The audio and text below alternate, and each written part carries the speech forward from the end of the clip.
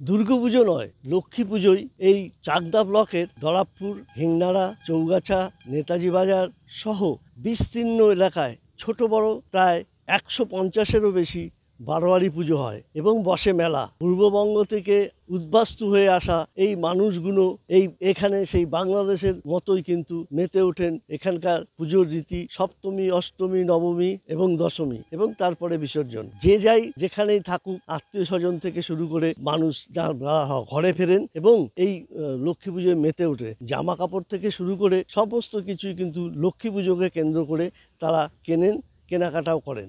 এবং এই লক্ষ্মী পুজোর যে মেলা বসে সেখানে কিন্তু বহু মানুষ আসেন বাইরে থেকে এই লক্ষ্মীর আরাধনা দেখতে। এবং এখানকার মানুষ সপ্তমী, অষ্টমী, নবমী, দশমী এবং পরের দিন বিসর্জন এইসবকে নিয়েই কিন্তু মেতে ওঠে এই অঞ্চলের মানুষজন।